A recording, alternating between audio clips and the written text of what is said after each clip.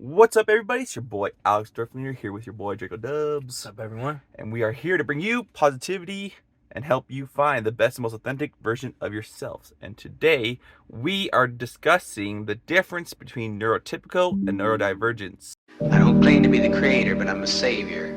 I take the strange variables of human life and make something out of the crazy quilt that saves. So you're probably asking, what is neurodivergence?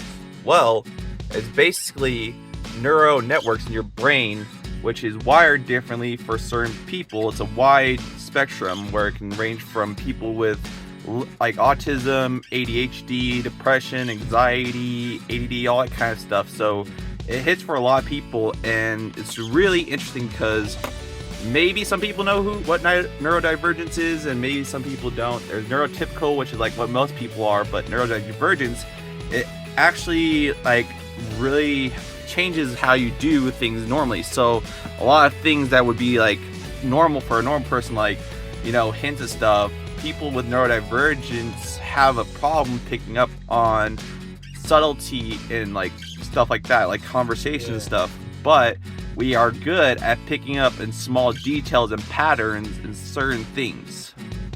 So people who are neurodivergent actually suffer from time blindness. And time blindness is basically whether you're either understimulated or bored, and so time seems really slow, or you're really hyper focused or just enjoying what you love, and time will just fly by and you don't have a concept of time. So trying to have a good time management skills and stuff like that will help people who are neurodivergent.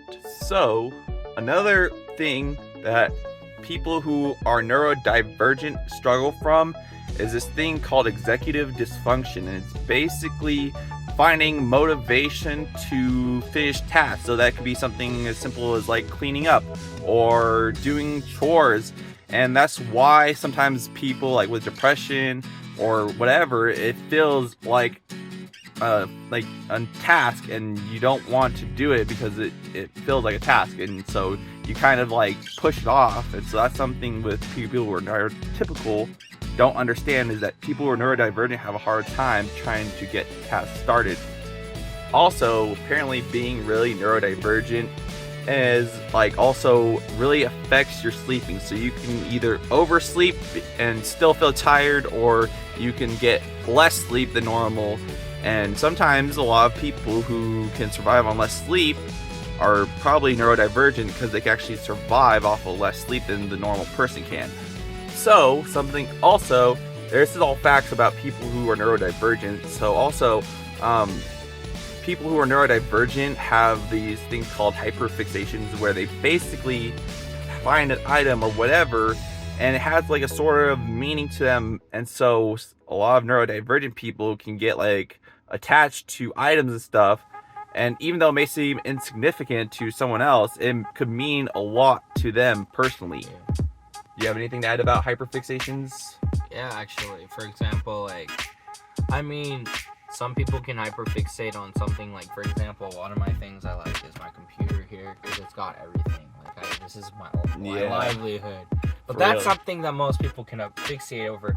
One thing people think is weird you can fixate over is, did I say asphyxiate? Yeah. Fixate. Fixation. Like a fucking sticker. Like, this is like one of my favorite stickers, but it's just a fucking sticker though, dude. And some people, I literally see this and be like, "What is a fucking sticker?" I think it's fucking cool, dude. Yeah. I literally couldn't get it on my glass car since I lost it. I literally asked out for another one because I'm like, I love that sticker. Yeah, I grabbed another one too. You grabbed another one too? Yeah. It's just stuff like that, dude. That's the real thing. That's when you like fixate on like. Oh yeah, and like for me, recently I bought a sticker from PodCon, and I just show everybody because it's really fucking cool. I really like it. It's like, yeah, some people are like, oh yeah, it's just a sticker, but I'm like, it's really cool though. So yeah. We get like small obsessions over things. Car. Yeah, you get small obsessions with things and items, and like it may seem insignificant, but it has a lot more meaning to us for some reason. So also we have something called sensory sensitivity, and basically that's something like sensitive to being like sensitive to tags, and you don't like tags, it's itchy and noisy, so you cut it off. Or like food textures, like a certain food just like disgusts the hell out of you, or it's like you don't even know how to explain it because like you just don't like it. But like, yeah, so it could be stuff like that. And like for me, I've noticed personally, since I have pretty decent hearing, is like if there's a really high-pitched sound, I'll pick up on the high-pitched sound and it'll hurt my ears, like especially when I was in school and stuff, that like the feedback from microphones, oh my god, my fucking ears. Yeah. For me, it was guns. Guns? Really? Yeah. I like guns now, but like when I was a kid, because when you're younger, your stimulants are through the fucking roof. That's why they move so fast, and like everything is moving so fast, or everything's too loud. You know what I mean? I mean, for me, I didn't really experience that, so too much. For me, it's more of like, I was kind of in my own little world, more of it less. Well, yeah, I did that too, but like, yeah, the surroundings was still too much. That's how I was able to escape in my own little world as a kid too. But I understand that. Yeah, I mean, and I guess I can remember like sometimes when I fell off my bike and stuff, I would hear like a really loud ringing, and it felt like it was more intense than it should have been.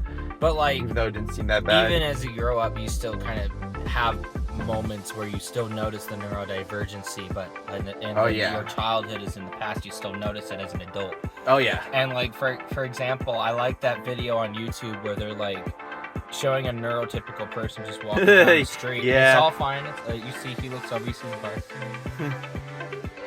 You know what's funny though? And then they switched to neurodivergent, and they said Asperger's or some shit like that. Oh yeah. And the bus passed, and I was like, yeah. It was so loud, dude. It was so loud. And then like he was just looking all over the place. He noticed the cracks, and then he looked at the birds, and they showed him zooming in on the birds and fixating on them flying around.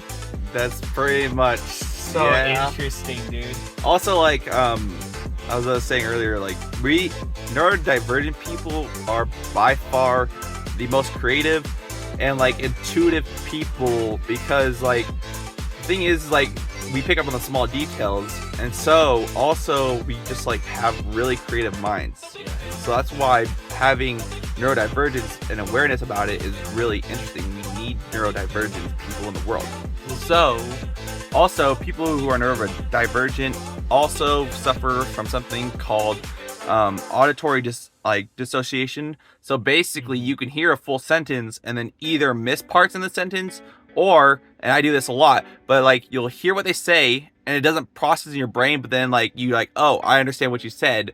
It's just like, it's because it takes a second for your brain to like catch what you said and process it and then go through with the action, because sometimes our brain moves faster than we can pick up on stuff. So sometimes we'll like miss it. And so a lot of times like him or our friend Squid, he'll like ask something, I'll be like, what? And I'm like, okay. And then I'll start doing it. It's because of that like auditory disorder, like dissociation. Yeah.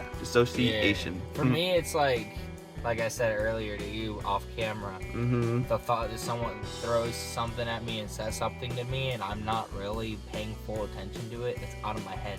Yeah. They have to repeat it. It's not gonna, it'll hit for like 2 seconds, and as I try to rearrange it like you, it's gone. Right. So I have to get it repeated. Yeah, it makes sense. That's interesting because that's, That's because I got ADHD. Yeah. And you have ADD, right? Yeah. Yeah. So that's like the difference, I guess. Yeah, and he's also, if you didn't know, I have Asperger's. Yeah, Asperger's. And it's an umbrella thing. Yeah. That's what it is. Yeah, neurodivergence is an umbrella thing, and people who are neurodivergent actually experience like certain things differently. So each person, it's different for each neurological like person. So it could be like learning disorders, stuff like that, but it's different for each person. Yeah. Alright, so Drake had to go do something real quickly, DracoDubz, so he'll be back maybe. But the last thing is that people who are neurodivergent actually have trouble with eye contact. And so the reason why is because they say that the eyes lead into the soul, right? So people who are neurodivergent a lot of times naturally just mask. They mask who they are because they don't like that part of themselves, so they try hiding it. And so if someone makes eye contact, they can see the true them and what their soul really looks like, and so they feel like it's intrusive. Or eye contact can also be very distracting because we think differently, so we're trying to process all our thoughts and what we're going to say, what we're going to do, all that stuff. And so if we get lost in someone's eyes and, you know, with eye contact, it could throw us off of what we were currently thinking or were doing in the moment. Also, we have a trouble finding that nice sweet spot for being like really stimulated and enjoying it, or end up being understimulated and really bored, so we feel like sleepy and slow. Or if we're like really energized, we're just like going fast, we're like super excited, pumped, full of energy, all that stuff. Well, that's all I have for y'all. Thank you for watching. If you like the video, leave a like, smash the subscribe button, and share this with someone you think can benefit from this video. And that's all I have for y'all. So stay legendary, stay beautiful, and see you on the next video.